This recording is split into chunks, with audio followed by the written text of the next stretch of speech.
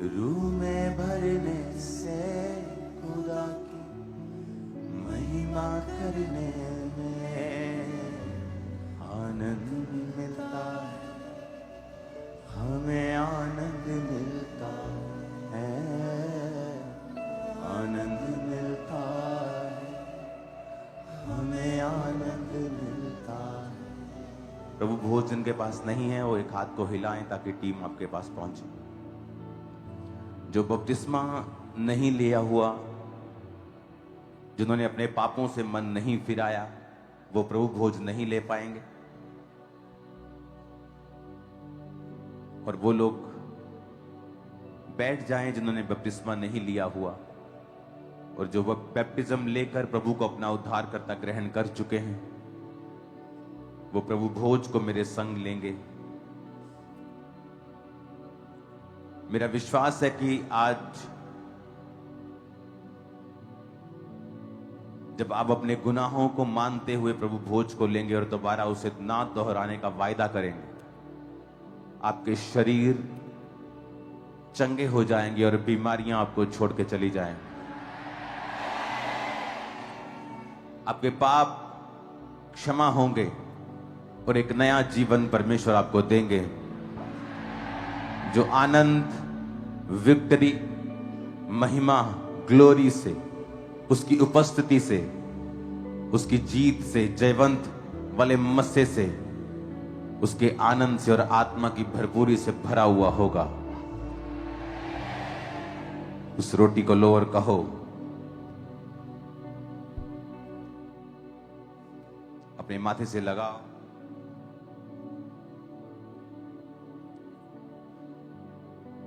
परमेश्वर ये तेरा बदन जो मेरे लिए तोड़ा गया, ये सुबह रोटी थी लेकिन अब ये तेरा शरीर है जो मेरे लिए तोड़ा गया।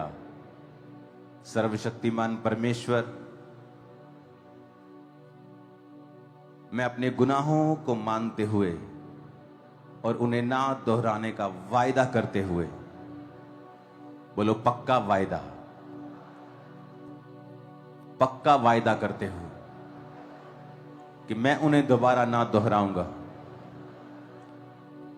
मैं इस रोटी को, इस प्रभु की देह को मैं लेता हूं, क्योंकि आपने कहा कि तुम इस शरीर को लो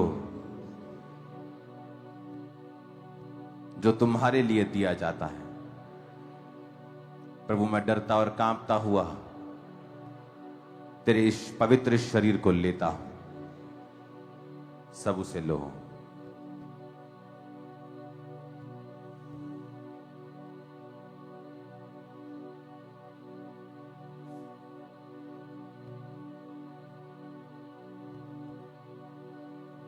उस जूस की बोतल को खोलो और कहो, खुदावन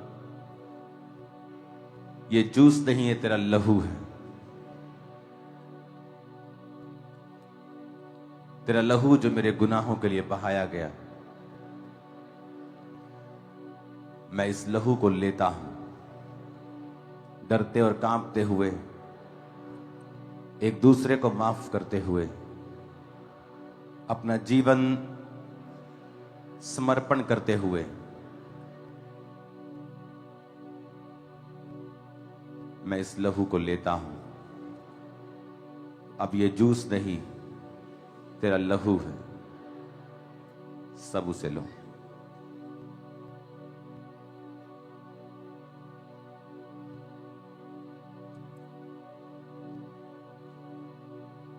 आप इस बोतल को फेंकेंगे नहीं, इसे वापस रखेंगे।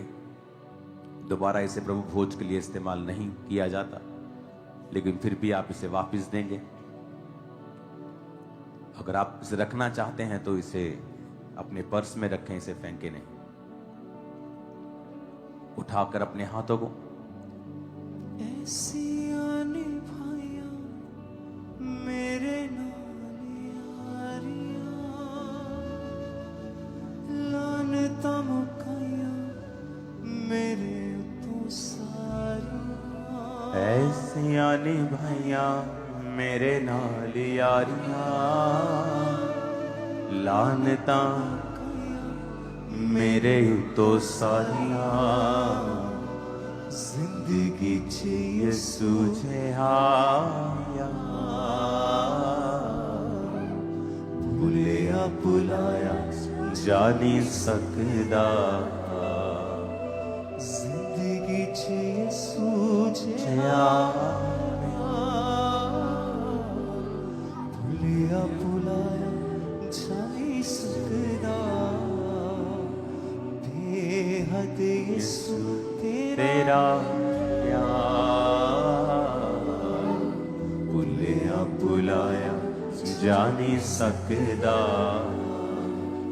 मेरे ते करम बेशुमार कदे गिणिया भी जा नहीं सकदा कीतियां वफावां बेवफाइयां बदले इज्जतां वधाइयां रुसवाइयां बदले कीतियां वफावां बेवफाइयां बदले इज्जतां वधाइयां रुसवाइयां बदले कीतियां वफावां हर बार भुलिया भुलाया जा नहीं सकदा सब कली से बोलो कीतियां वफावां बेशुमार कदे भुलिया भी जा नहीं सकदा बेहद यसू तेरा कदे भुलिया भी जा नहीं सकदा सुख दिते मैनू दुख मेरे चरके इज्जत मैं पाई यसू तेरे करके सुख दिते मैनू दुख मेरे चरके इज्जत मैं पाई यसू तेरे करके मेरे उत्ते जिंद दित्ती भुलिया भुलाया जा नहीं सकदा बेहद यसू तेरा प्यार भुलिया भुलाया जा नहीं सकदा मेरे ते करम बेशुमार कदे गिणिया भी जा नहीं सकदा मेरे ते करम बेशुमार कदे गिणिया भी जा नहीं सकदा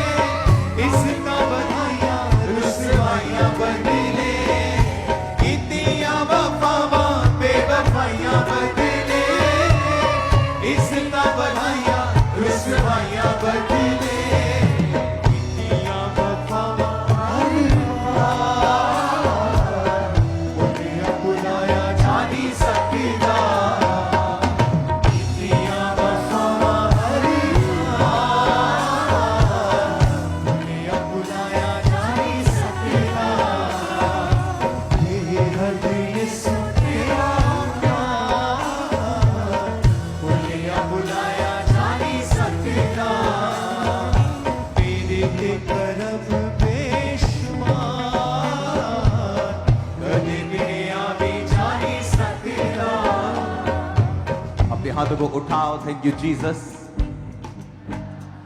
अपने घुटनों के बल आकर अपने बाइबल को उठाओ और कहो, आज जो कुछ परमेश्वर मैं सुनूं मेरी जिंदगी में वो 100 गुना फलों को लेके आए। अंधकार की शक्तियां इन वचनों को चुरा ना सके मेरी जिंदगी से।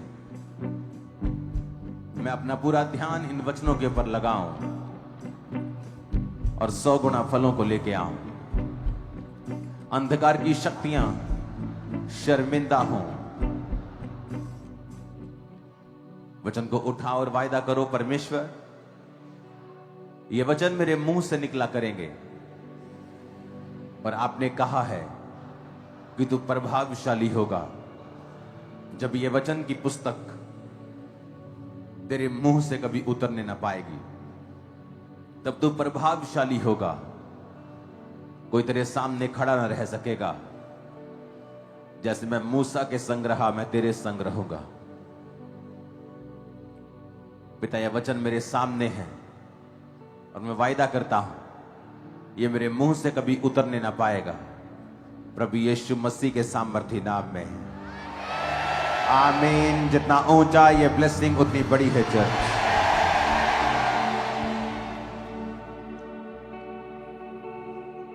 जितनी ताकत है खुदावंद के नाम में तारीफ कर दो सब।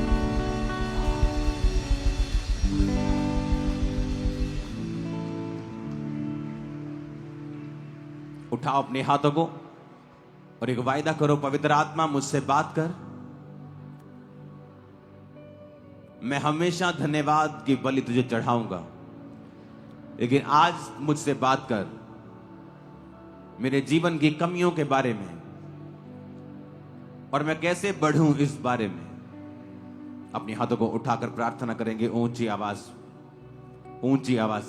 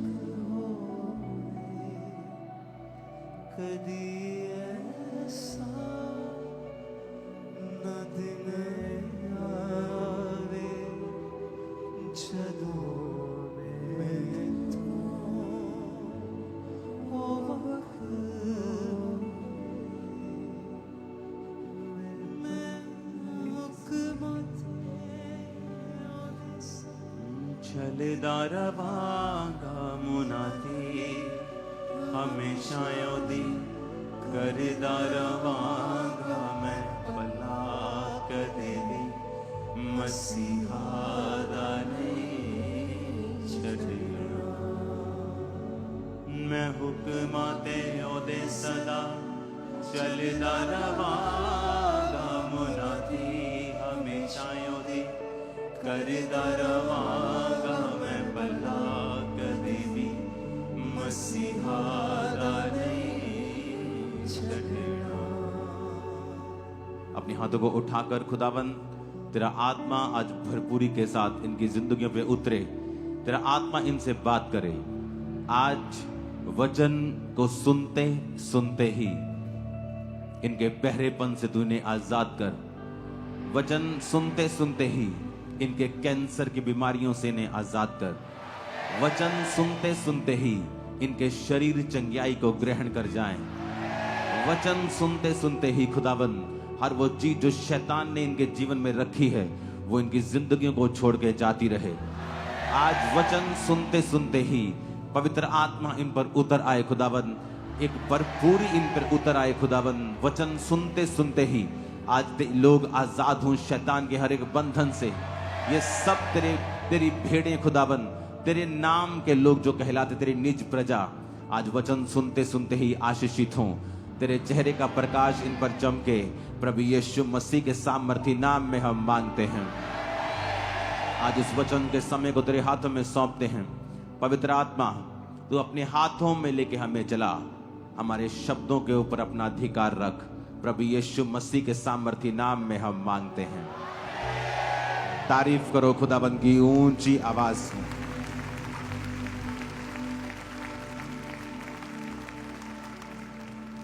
थैंक यू सो मच आपके वेलकम के लिए। खुदाबंद आपको ब्लेस करे। मेरा बर्थडे 5 जनवरी को होता है कल, लेकिन हर बार जो संडे करीब होता है 5 जनवरी के, उस संडे मैं उसे आपके साथ ही सेलिब्रेट करता हूं हमेशा।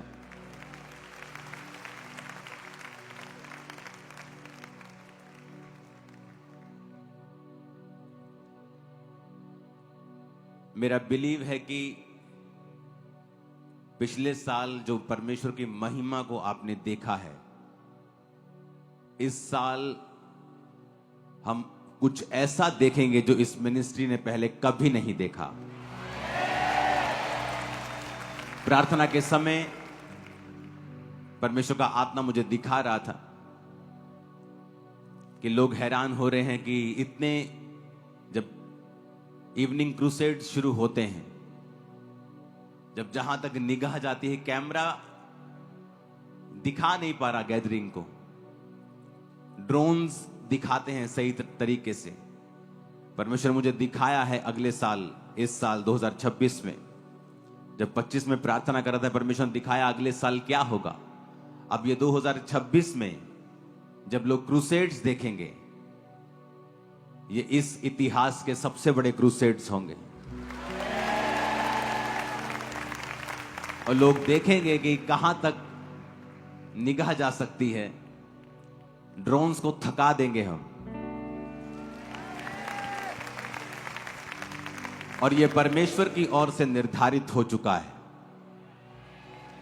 जब कोई चीज परमेश्वर की ओर से निर्धारित हो जाए तो शैतान का जलना और उछलना स्वाभाविक है। तो उसकी परवाह कभी मत किया करो। ये हमारे लिए रोटी है, ब्रेड है, ये फूड है। ये दिखाता है कि परमेश्वर का आत्मा आपके साथ है। ये दिखाता है कि तरक्की की राह पे हैं हम। और वो लोग,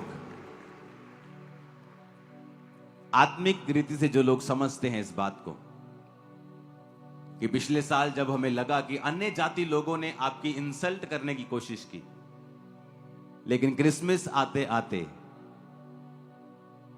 ऐसी कई टेस्टिमनीज हमारे पास आई जो अन्य जाति लोग थे, चर्च को नहीं जानते थे, चर्च के सॉन्ग लगाकर सुन रहे थे।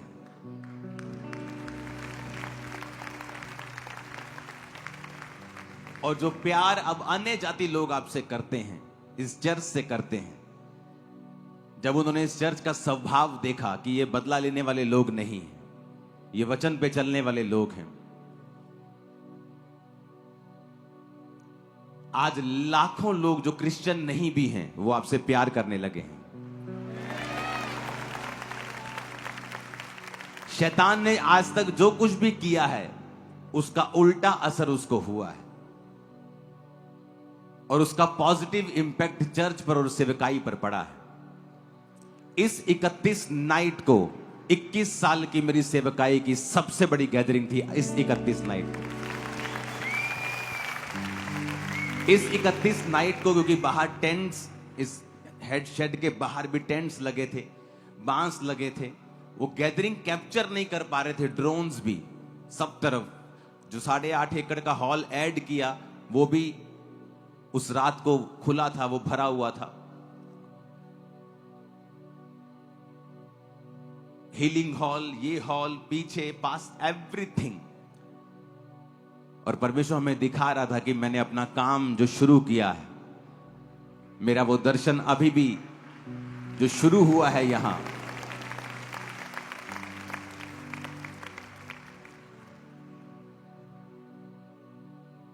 मुझे एक बात मालूम है, जब परमेश्वर का आत्मा आपकी अगुवाई करता है, जब वो आपको गाइड करता है, जब वो आपको एक जर्नी पे लेके जाता है, एक यात्रा पे लेके जाता है, एक बुलाहट पे लेके जाता है। अब्राहम, जब अब्राम था और परमेश्वर ने कहा अपने पिता के घर को छोड़ और मेरे संग चल, और मैं तुझे जहां दिखाऊंगा उसी जगह पे तू जा। बाइबल कहती अब्राहम अकेला था और अपने नौकरों और अपने एक भतीजे के साथ और अपनी भेड़ बकरियों के साथ वो चल दिया। लेकिन परमेश्वर ने कहा था मैं तुझसे करोड़ों वंश उपजाऊंगा। और आज करोड़ों लोग हैं जो अब्राहम की संतान हैं, क्योंकि परमेश्वर अपनी बुलाहट से कभी पीछे नहीं हटता। जब वो आपको बुलाता है तो हो सकता है आज आप अकेले हों। जब ये चर्च की शुरुआत हुई थी तो 3 लोगों से हुई थी, लेकिन मुझे मालूम था कि परमेश्वर ने मुझे किस लिए चुना है। वो विजन्स मेरी आंखों के सामने आते थे, जो होने वाला होता था, अगले साल क्या होगा, अगले साल क्या होगा, और वो पूरा होता रहता था कलीसिया में। क्रूसेड्स, खुदा के काम इतने बिग वे में होंगे, हैरान हो जाएंगे लोग। इसका आधार क्या है कि जो हम कर रहे हैं, क्या वो वचन के मुताबिक कर रहे हैं? हमें यह भी सोचना चाहिए, क्या जो हम कर रहे हैं क्या वचन के मुताबिक है? तो वचन कहता है रोमियो 10 उसकी 14 आयत में, मैं 13 आयत को पढ़ूंगा, आप 13 और 14 दोनों को पढ़ें। रोमियो 10 उसकी 13 और 14 आयत। क्योंकि जो कोई प्रभु का नाम लेगा वो उद्धार पाएगा। सब कलीसिया बोलो आमीन। 13 आयत को पढ़ेंगे।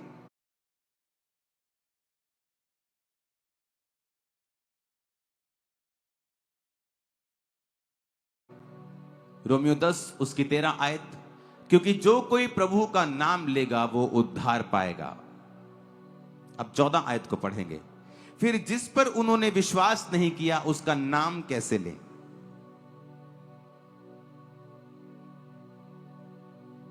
अपने पड़ोसी को बोलो, जिस पर उन्होंने विश्वास नहीं किया उसका नाम कैसे लें? फिर लिखा जिसके विषय में सुना नहीं उस पर विश्वास कैसे करें? और फिर लिखा है और प्रचारक बिना कैसे सुने?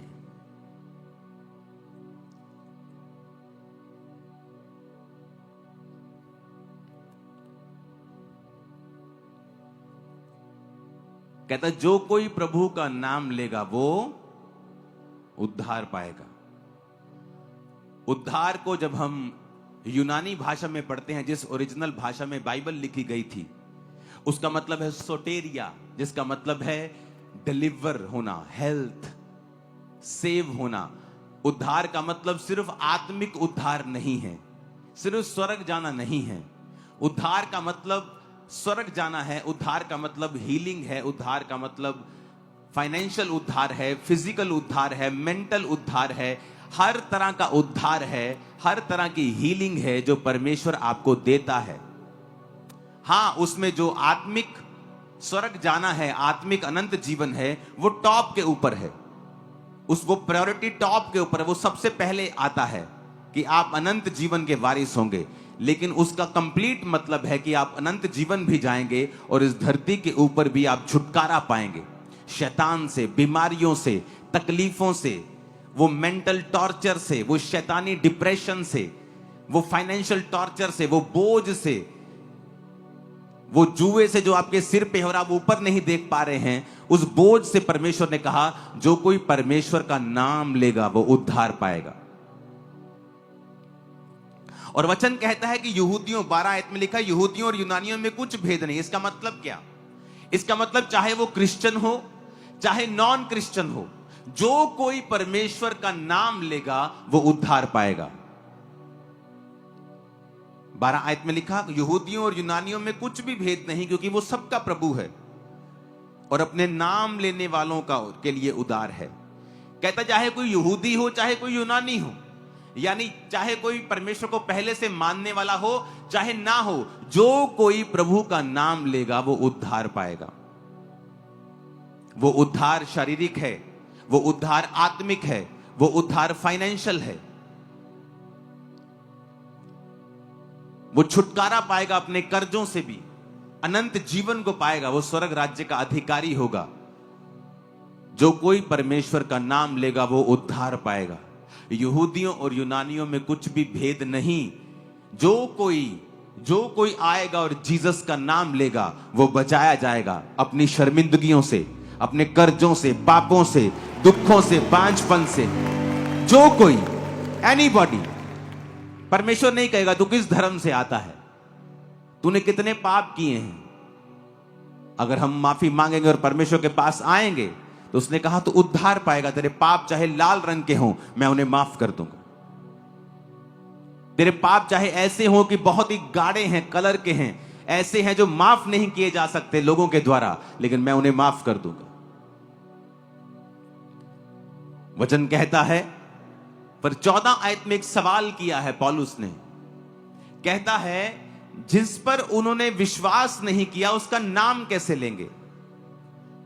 कहता तुम कहते हो कि जब कोई प्रभु का नाम लेगा वो उद्धार पाएगा, पर कहता जब तक लोगों को विश्वास नहीं है वो नाम कैसे ले जीसस का। फिर कहता विश्वास तभी करेंगे जब सुनेंगे। जिसके विषय में सुना नहीं है उस पर विश्वास कैसे करेंगे। जब मेरे को यीशु मसीह के बारे में बताया गया तो मैंने परमेश्वर के ऊपर विश्वास किया। अगर मेरे को कोई बताता ही नहीं तो मैं विश्वास कैसे करता। आपको किसी ने बताया, आपने YouTube के ऊपर सुना, आपको किसी बहन ने बताया, किसी रिश्तेदार ने बताया, आपने कहीं इंटरनेट पे देखा, आपने कहीं से बात सुनी, आपने कोई पोस्टर पढ़ा, आपने कोई पंफलेट पढ़ा, आपने कोई फ्लेक्स पढ़ी जो जहां यीशु मसीह के वचन के बारे में लिखा हुआ था, कहीं से आपने सुना या कहीं से आपने पढ़ा तो ही आपने विश्वास किया। फिर आप चर्च आए, चाहे आपको पूरा विश्वास नहीं था, फिर आपने और सुना, गवाहियां सुनी कि इतने लोग खरीदे नहीं जा सकते हैं। हर रोज, हर संडे, हर थर्सडे 500 लोग गवाहियां दे रहे, इतने लोग खरीदे नहीं, कुछ तो है। और लिखा जब आप विश्वास करेंगे तभी आप परमेश्वर का नाम लेंगे, क्योंकि जब तक आपने सुना नहीं है आप विश्वास नहीं कर सकते। जब आप विश्वास करेंगे तभी आप परमेश्वर का नाम लेंगे, और जब आप नाम लेंगे तब आप उद्धार पाएंगे। फिर आगे लिखा है, और कहता जिसके विषय में सुना नहीं उस पर कैसे विश्वास करें, और प्रचारक बिना कैसे सुने। अपने पड़ोसी को बोलो, प्रचारक बिना कैसे सुने। 15 आयत में लिखा है, और यदि भेजे ना जाएं, अपने पड़ोसी को बोलो, यदि भेजे ना जाएं, यदि भेजे ना जाएं तो कैसे प्रचार करें। जैसा लिखा है, उनके पांव क्या ही सुहावने हैं जो अच्छी बातों का सुसमाचार लाते हैं, सुनाते हैं। आमीन। अब कहता प्रचारक बिना सुने कैसे, क्योंकि विश्वास सुनने से और सुनना मसीह के वचनों से पैदा होता है। अगर विश्वास नहीं किया तो नाम कैसे लेंगे। तो नाम लेने से पहले विश्वास करना जरूरी है, और विश्वास लाने के लिए सुनना जरूरी है। और सुनने के लिए कहता प्रचारक बिना कैसे सुने, प्रचारक बिना कैसे सुने। और कहता यदि प्रचारक भेजे ना जाएं तो कैसे प्रचार करें। यह एक सीक्रेट है। प्रेरितों के काम की कलीसियाएं क्यों आशीषित थीं?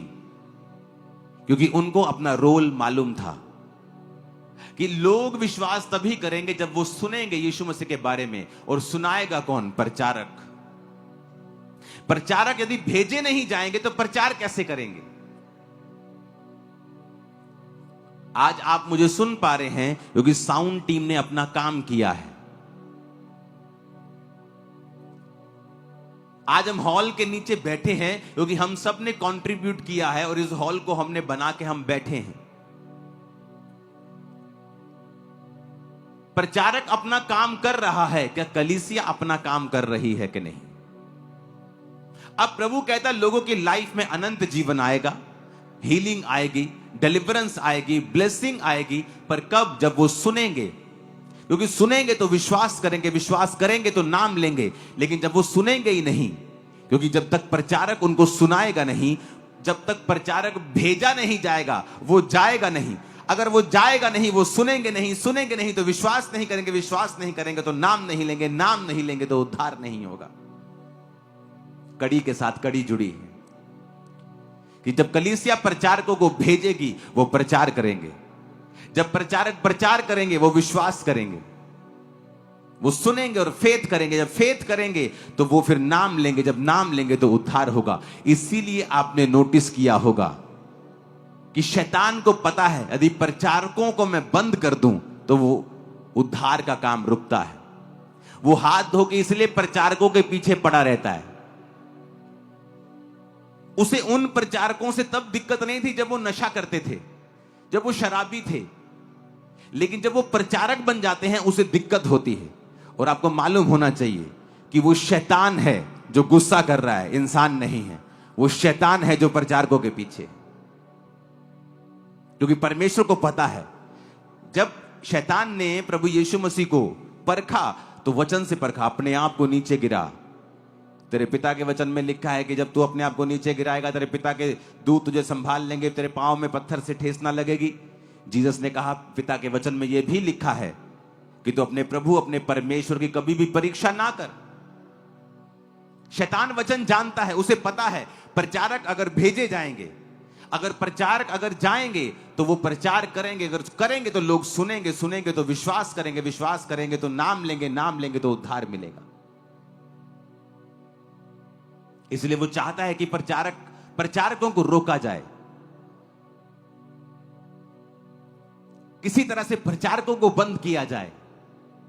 लेकिन शैतान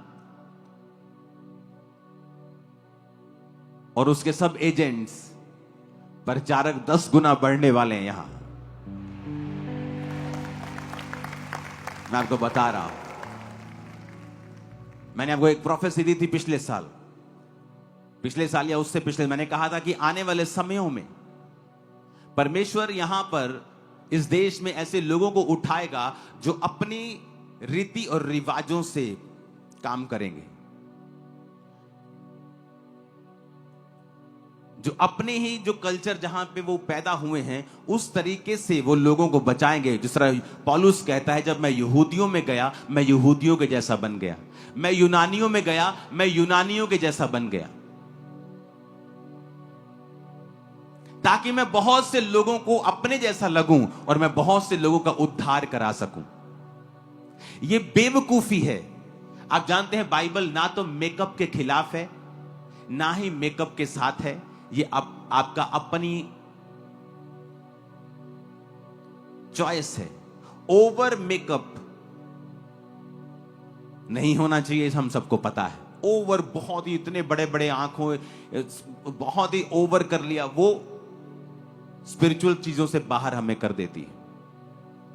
लेकिन अगर आप ये समझें कि आप मान लीजिए आप अमेरिका में हैं और आप वहां पर उन लोगों को प्रचार कर रहे हैं और आप बिल्कुल मेकअप नहीं करते और बिल्कुल व्हाइट सूट में हमेशा रहते हैं, आप उन लोगों को जल्दी इंप्रेस नहीं कर पाएंगे। आपको उनके जैसा लगना होगा कि हम भी आपके जैसे हैं, ताकि उद्धार हो सके, आत्मा बच सके। इसलिए पौलुस ने कहा मैं यहूदियों के लिए यहूदियों के जैसा बना, यूनानियों के लिए मैं यूनानियों के जैसा बना। अगर आप इंडिया में आएंगे और आप जैसे फॉरेन कंट्रीज में लेडीज प्रचार करती है, अगर आप यहां करने की कोशिश करेंगे, लोग आपसे इतना इंप्रेस नहीं होंगे, क्योंकि उनको वो कल्चर के बारे में मालूम नहीं है। आप जहां रहते हैं आप उस तरीके से प्रीच करेंगे ताकि आप लोगों को आपका पहनावा, आपकी चीजें एक उद्धार के लिए, क्योंकि परमेश्वर ने सब जातियों के लिए अपनी जान दी है, कि आप एक रुकावट ना हो, आप ऐसे ना हो कि आप मूर्ख लगें, आप अलग लगें, ताकि लोग परमेश्वर के सुसमाचार को समझें, पहचानें और उसे कबूल करें। कितने मेरी बातों को समझ रहे हैं? यह बुद्धि सब में नहीं। अगर सब में होती तो लोग बचाते वो भी। अगर ये बुद्धि होती तो लोग बचाए जाते। अगर अगर अगर ये विजडम वो यूज करते, अगर बाइबल की राइट नॉलेज वो लेते, तो ऐसा नहीं होता। हालेलुया। इसलिए परमेश्वर ने कहा, मैं तुम्हें भेड़ के समान भेड़ियों के बीच में भेजता हूं। तुम सांप की तरह बुद्धिमान रहो और कबूतर के नाई भोले भी रहो। कबूतर किसी का नुकसान नहीं करता और सांप चालाकी से बचता है। उसने कहा, प्रचारक अगर भेजा नहीं जाएगा तो वो कैसे प्रचार करेगा? पौलुस ने जिस कलीसिया का थैंक्स किया कि अब मेरा परमेश्वर तुम्हारी हर घटी को महिमा सहित मसीह यीशु में पूरा करेगा, वो कलीसिया थी जिसने अमीर ना होने के बावजूद भी पौलुस को लिखा, बार बार मिशनरी कामों के लिए अपने चंदे को भेजकर उसकी सहायता की थी। और सब जानते हैं पौलुस जो था वो टेंट बनाने का काम करता था, उसका बिजनेस था, उसका और उसके साथियों का। वो कलीसिया के ऊपर भार नहीं डालता था। कलीसिया को भी पता था कि जो हम पौलुस के जीवन में, इसकी सेवकाई में बो रहे हैं, ये सारा यरूशलेम में, सारा कलीसियाओं की उन्नति में और कलीसियाएं बनाने में इस्तेमाल हो रहा है। इसीलिए उसने कहा था कि अब परमेश्वर तुम्हें, क्योंकि तुमने वचन पूरा किया है, हम प्रचारकों को तुमने भेजने में सहायता की है, अब हमारा परमेश्वर भी तुम्हारी सहायता करेगा।